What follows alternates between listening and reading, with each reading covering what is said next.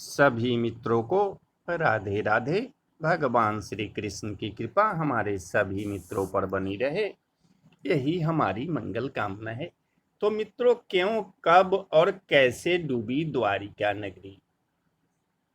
श्री कृष्ण की नगरी द्वारिका महाभारत युद्ध के 36 वर्ष पश्चात समुद्र में डूब गई। द्वारिका के समुद्र में डूबने से पूर्व श्री कृष्ण सहित सारे यदुवंशी मारे गए। समस्त यदुवंशियों के मारे जाने और द्वारिका के समुद्र में विलीन होने के पीछे मुख्य रूप से दो कारण हैं। एक माता गांधारी का श्राप और दूसरा ऋषियों द्वारा श्री कृष्ण पुत्र शांब को दिया गया श्राप।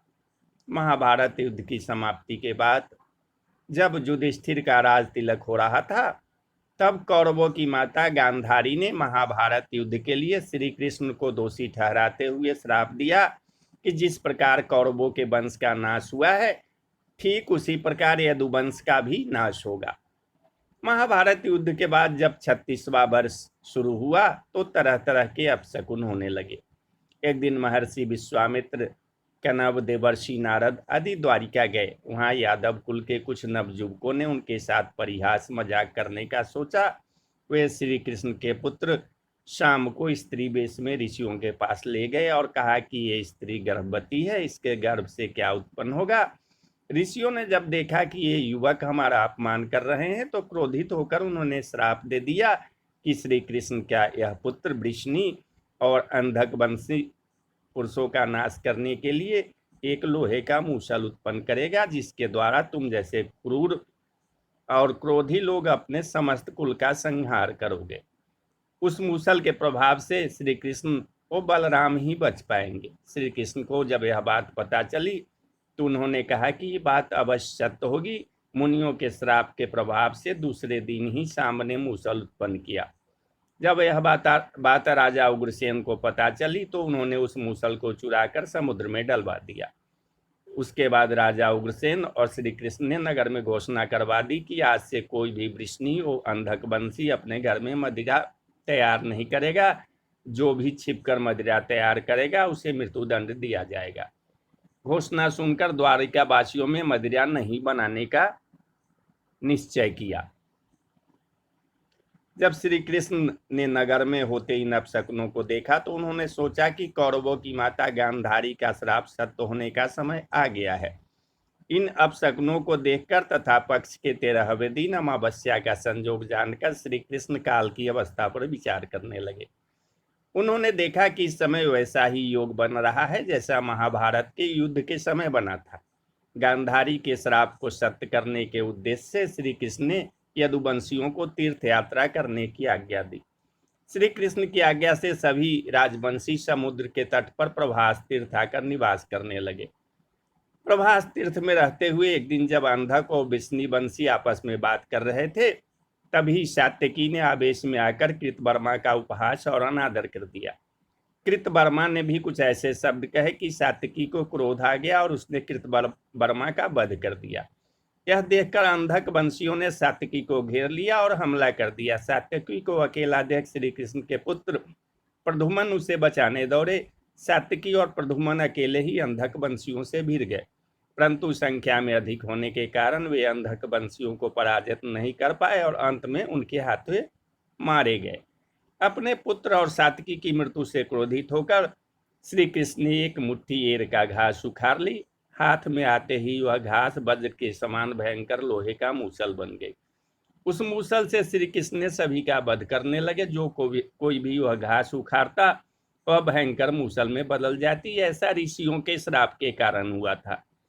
उन मूसलों के एक ही प्रहार से प्राण निकल जाते थे। उस समय काल के प्रभाव से अंधक, भोज, सिनी और वृष्णि वंश के वीर मूसलों से एक दूसरे का वध करने लगे। यदुवंशी भी आपस में लड़ते हुए मरने लगे। श्री कृष्ण के देखते ही देखते शाम्ब, चारुदेश, अनिरुद्ध और गद की मृत्यु हो गई। फिर तो श्री कृष्ण और क्रोधित हो गए और उन्होंने शेष बचे सभी वीरों का संहार कर डाला।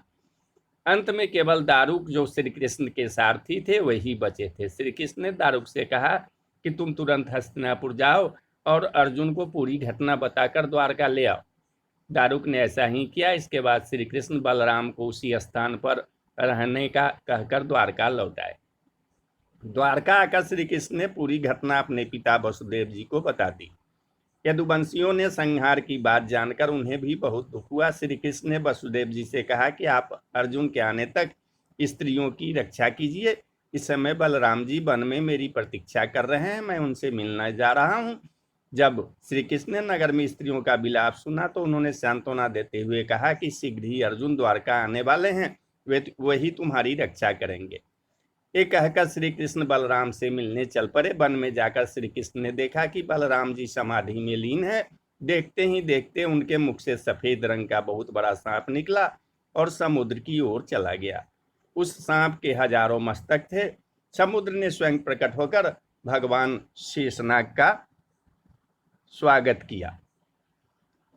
बलराम जी द्वारा देह त्यागने के बाद श्री कृष्ण उस सुने वन में विचार करते हुए घूमने लगे। घूमते घूमते हुए एक स्थान पर बैठ गए और गांधारी द्वारा दिए गए श्राप के बारे में विचार करने लगे। देह त्यागने की इच्छा से श्री कृष्ण ने अपनी इंद्रियों का संयमित किया और महायोग समाधि की अवस्था में पृथ्वी पर लेट गए। जिस समय भगवान श्री कृष्ण समाधि में लीन थे, उसी समय जरा नामक एक शिकारी हिरणों का शिकार करने के उद्देश्य से वहां आ गया। उसने हिरण समझकर दूर से ही श्री कृष्ण पर बाण चला दिया। बाण चलाने के बाद जब वह अपना शिकार पकड़ने के लिए आगे बढ़ा तो योग में स्थित भगवान श्री कृष्ण को देखकर उसे अपनी भूल पर पश्चाताप हुआ। तब श्री कृष्ण को उसने आश्वासन दिया और अपने परम धाम चले गए। अंतरिक्ष में पहुंचने पर इंद्र, अश्विनी कुमार, रुद्र, आदित्य, वसु, मुनि आदि सभी ने भगवान का स्वागत किया। इधर दारुक ने हस्तिनापुर जाकर यदुवंशियों की संहार की पूरी घटना पांडवों को बता दी। यह सुनकर पांडवों को बहुत शोक हुआ। अर्जुन तुरंत ही अपने मामा वसुदेव से मिलने के लिए द्वारका चल दिए। अर्जुन जब द्वारका पहुंचे तो वहां का दृश्य देखकर उन्हें बहुत शोक हुआ। श्री कृष्ण की रानियां उन्हें देखकर रोने लगी। उन्हें रोता देखकर अर्जुन भी रोने लगे और श्री कृष्ण को याद करने लगे। उसके बाद अर्जुन वसुदेव जी से मिले। अर्जुन को देखकर वसुदेव जी बिलख बिलख कर रोने लगे। वसुदेव जी ने अर्जुन को श्री कृष्ण का संदेश सुनाते हुए कहा कि द्वारका शीघ्र ही समुद्र में डूबने वाली है, अतः तुम सभी नगरवासियों को अपने साथ ले जाओ। वसुदेव जी की बात सुनकर अर्जुन ने दारुक से सभी मंत्रियों को बुलाने के लिए कहा। मंत्रियों के आते ही अर्जुन ने कहा कि मैं सभी नगरवासियों के यहाँ से इंद्रप्रस्थ ले जाऊंगा, क्योंकि शीघ्र ही इस नगर को समुद्र डुबा देगा। अर्जुन ने मंत्रियों से कहा कि आज से 7वें दिन सभी लोग इंद्रप्रस्थ के लिए प्रस्थान करेंगे, इसलिए आप शीघ्र ही इसके लिए तैयारियां शुरू कर दें। सभी मंत्री तुरंत अर्जुन की आज्ञा के पालन में जुट गए। अर्जुन ने वह रात श्री कृष्ण के महल में ही बिताई। अगली सुबह श्री कृष्ण के पिता वसुदेव जी ने प्राण त्याग दिए। अर्जुन ने विधि विधान से उनका अंतिम संस्कार किया। वसुदेव जी की पत्नी देवकी, भद्रा, रोहिणी और मदिरा भी चिता पर बैठकर सती हो गई।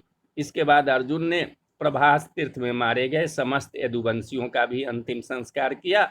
7वें दिन अर्जुन श्री कृष्ण के परिजनों तथा सभी नगरवासियों को साथ लेकर इंद्रप्रस्थ की ओर चल दिए। उन सभी के जाते ही द्वारका नगरी समुद्र में डूब गई। ये दृश्य देखकर सभी को बड़ा आश्चर्य हुआ। तो बोलिए जय श्री कृष्ण, जय श्री कृष्ण।